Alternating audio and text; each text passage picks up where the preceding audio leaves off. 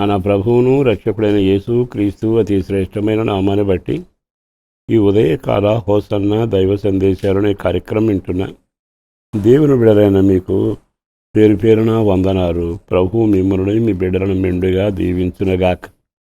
ఈ శుభవేళ ఒక వాక్కును మీ జ్ఞాపకం చేస్తాను. మనకు సహజంగా ఆసక్తి అనే పదం వాడతాం. కొన్ని విషయాల్లో ఆసక్తిగా ఉంటాం. ఆ ఆసక్తిలో కూడా మేలుమైనవి తినాలని ఆసక్తి ఉంటుంది, ఖరీదైన బట్టలు ధరించాలి, వస్తువులు కొనాలని ఆసక్తి ఉంటుంది. కొన్నిసార్లు ఏదైనా ఒక పని ప్రారంభిస్తే ఆసక్తిగా పథకాన్ని సాధించాలని ప్రయత్నం చేస్తాం. సహజమే. ఆసక్తి ఉంటేనే ఆత్మీయత ఉంటుంది, ఆసక్తి ఉంటేనే ప్రయాస ఉంటుంది, ఆత్మీయ జీవితంలో వర్ధిల్లడం జరుగుతుంది. ఒకవేళ ఆసక్తి లేని వాడికి 25 ఎకరాల పొలం ఉన్నా ఏం చేయలేడు.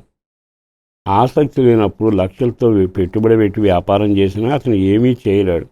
అంటే డబ్బున్నా, తెలివున్నా, ఆరోగ్యం ఉన్నా, అవకాశాలున్నా మనిషికి ఆసక్తి లేకపోతే ఏదీ సాధించలేడు. పేదవాడైన ఆసక్తి ఉంటే గొప్ప కార్యాలు చేస్తాడు, విలువైన వ్యక్తిగా మారతాడు, విస్తారమైన సంపాదన మూటగడతాడు. ఎక్కువసేపు నేను చెప్పనక్కర్లేదుగా. కానీ 69వ కీర్తనలో చాలా తేటగా 9వ వాక్యంలో ఇలాగ రాయబడింది: నీ ఇంటిని గూర్చిన ఆసక్తి నన్ను భక్షించుతూ ఉన్నది. కీర్తనాకారుడు ప్రస్తావించిన ప్రస్తావన ఇది చాలా విలువైంది. దేవుని ఇంటిని గురించిన ఆసక్తి. మనం ఎప్పుడైతే 2 రకాలుగా ఈ వాక్యాన్ని వినాలి, చదవాలి. ఒకటి నీ ఇంటిని గురించిన ఆసక్తి, నీ దేవుని మందిరాన్ని గురించిన ఆసక్తి. ఈ రెండింటినీ సమానంగా నడుస్తూ జీవిస్తూ చేయాలి. యేసు ప్రభు కూడా ఆ మాటే అన్నారుగా, నా తండ్రి ఇల్లుని గురించిన ఆసక్తి అంటూ ప్రారంభించాడుగా. ఈరోజు ఎందుకు ఈ విషయాన్ని జ్ఞాపకం చేస్తున్నామంటే, మన ఇంటి వారి మీద, మన ఇంటి మీద, మన సంపాదన మీద ఆసక్తి లేదనుకోండి, నీకు 3 బిడ్డలను ఇచ్చి, ఇల్లు ఇచ్చి, అన్నీ చేసినా ఆసక్తి లేకపోతే పిల్లలను సరైన రీతిలో పెంచలేవు. ఆసక్తి లేకపోతే వాళ్ళ అవసరాలు తీర్చాలని కష్టపడవు. ఆసక్తి లేకపోతే అందరిలాగా ఒక మంచి ఇల్లు కట్టుకోవాలని ఆలోచనడు. అన్నిటికీ మూలమైంది ఆసక్తి. అందుకే మన వ్యక్తిగత జీవితంలో మనం దిగజారడం కానీ, ఒంటరిగా ఉండడం కానీ, ఏమీ లేనివాడిగా బ్రతకడానికి కారణం ఏమిటంటే దేవుడు శాపం కాదు, మన రాత కాదు, ఆసక్తి. ఆసక్తి ఉన్నవాడు కష్టపడి చదివి పైకి వచ్చాడుగా. ఆసక్తి ఉన్నవాడు వ్యవసాయం చేసి 3 పంటలు పండించి ప్రతిఫలం పొందుతున్నాడుగా.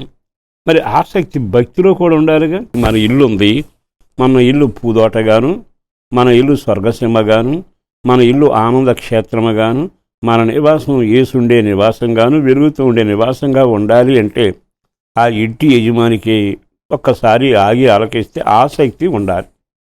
చాలాసార్లు మన జీవితంలో ఇంటిని గురించి పట్టించుకోక, భార్య పిల్లలను పట్టించుకోక, వాళ్ళ క్షేమం గురించిన ఒక ఆసక్తి లేకుండా బాధ్యత లేని వ్యవహారం చేస్తూ తిరిగితే అతగాడు గూడూరు పెట్టి తిరిగిన పక్షితో సమానం. మరి అందరూ నీ పక్కన వాళ్ళంతా వాళ్ళ కుటుంబాలు దీవెనకరంగా ఉన్నప్పుడు నీ ఇల్లు, నీ పిల్లలు దీవెనకరం ఎందుకు లేదు? దానికి ప్రధానమైన కారణం ఆసక్తి లేకపోవడం. కనుక ఆసక్తి కష్టపడటంలో చూపించాలి, ప్రార్థన చేయటంలో చూపించాలి. నీవు నీ దేవుని మందిరానికి నీ పిల్లలను తీసుకుని వెళ్ళి దేవుని మందిరంలో వాళ్ళ నాటి పెంచే అనుభవంలోకి ఆసక్తిగా ఉండాలి. దేవుడు చెప్పిన మాటని నెరవేర్చాలి అని ఆసక్తి కలిగి ఆయన ఆజ్ఞను నెరవేర్చాలి. అలా జీవించిన రోజున బైబిల్లో ఆయన అంటున్నాడు కదా, నా వాక్యమందు మీరు మనసుంచి దాని ప్రకారం జీవిస్తే తలగా చేస్తాను కానీ తోకగా ఉండరు.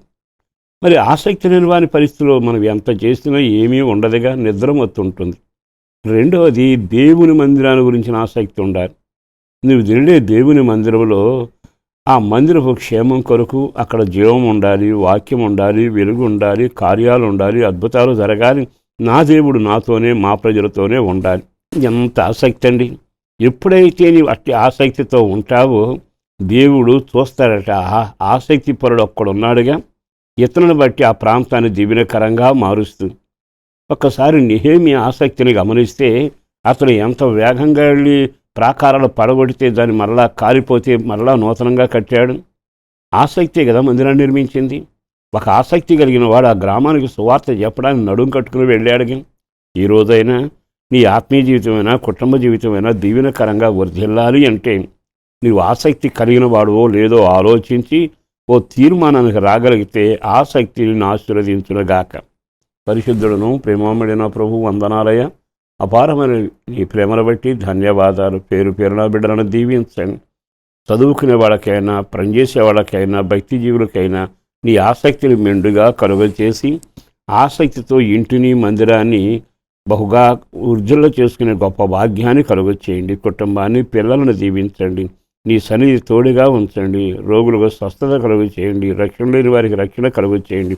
అడిగిన దానికంటే గొప్ప కార్యాలు చేసి మీరు మహిమ పొంది నీ రాకడ కొరకు సిద్ధపరచుమని యేసు పేరట వేడుచూ ఉన్నాము తండ్రి.